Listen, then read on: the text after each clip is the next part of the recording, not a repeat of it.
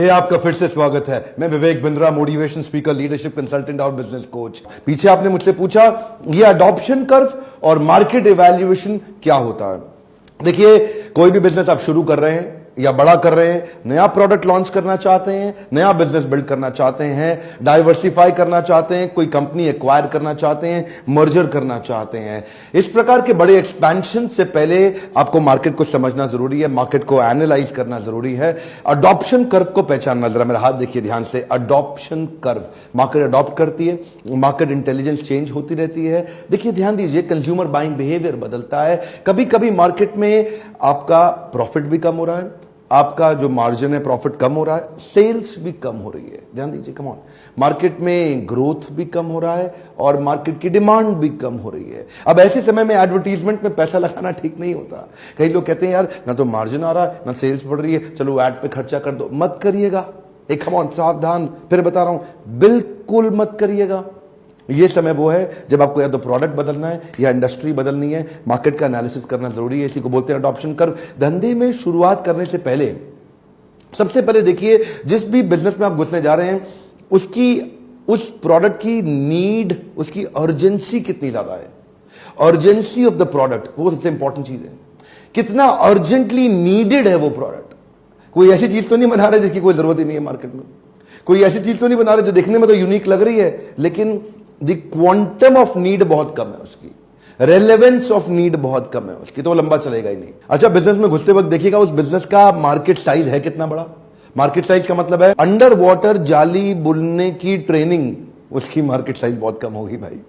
लेकिन कैंसर की बीमारी का ट्रीटमेंट, उसकी मार्केट साइज बहुत बड़ा है। डायबिटीज की बीमारी का ट्रीटमेंट, उसका मार्केट साइज बहुत बड़ा है। आप जिस बिजनेस में घुस रहे हैं उसका मार्केट साइज देखिए। उसके बाद देखिए उसका कोका कैसा है। कोका के ऊपर मैं एक वीडियो भी बनाया था, आपने देखा होगा शायद। कोका का मतलब है कॉस्ट ऑफ कस्टमर एक्विजिशन, यानी कि एक कस्टमर को एक्वायर करने में कितना खर्चा लग जाता है, क्या बड़ा महंगा पड़ता है कस्टमर एक्वायर करने में।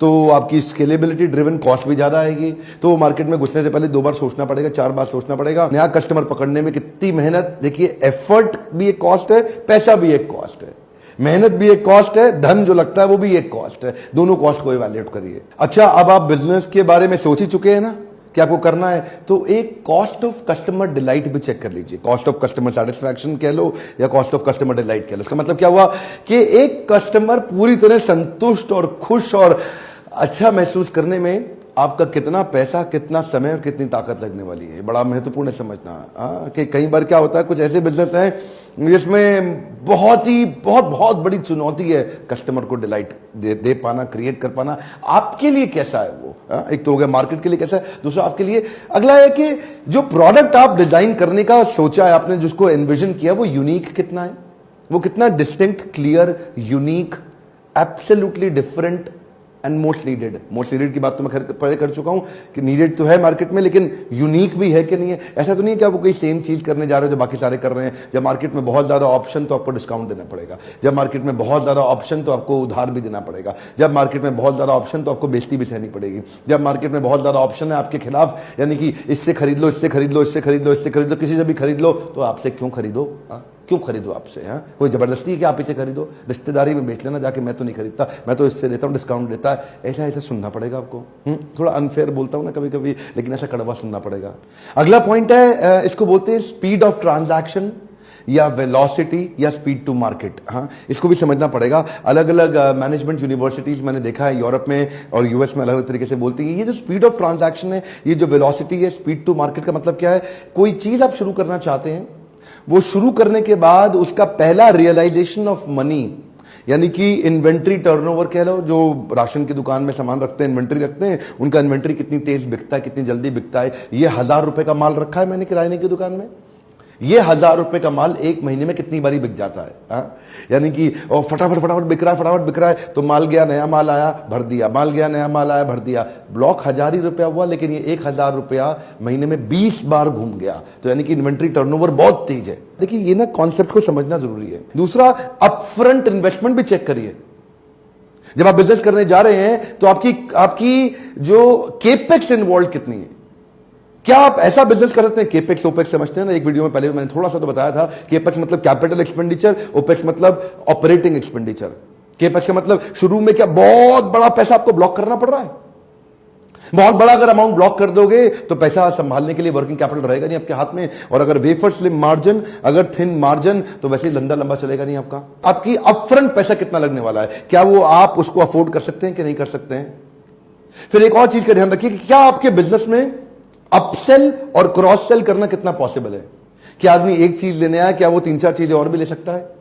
शेविंग रेजर लेने आए तो क्या शेविंग ब्लेड भी लेके जाएगा बाद में, क्या शेविंग क्रीम भी ले सकता है, क्या वो आफ्टर शेव लोशन भी ले सकता है, क्या वो बॉडी वॉश या शावर जेल भी, कितनी तरह की चीजें हैं जहां पे अपसेल या क्रॉस सेल।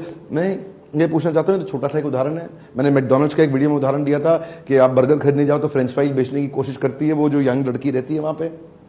क्वेश्चन ये है कि क्या इसमें अपसेल भी किया जा सकता है। कोई आदमी 1 लाख की आइटम लेने आया है, उसको अच्छा लगे तो 5 लाख की ले ले, 10 लाख की ले ले, 2 लाख की ले ले, 4 लाख, कुछ ऊपर का सेलिंग भी हो जाए क्या उसमें, कुछ वैल्यू एडेड सेलिंग हो सकता है।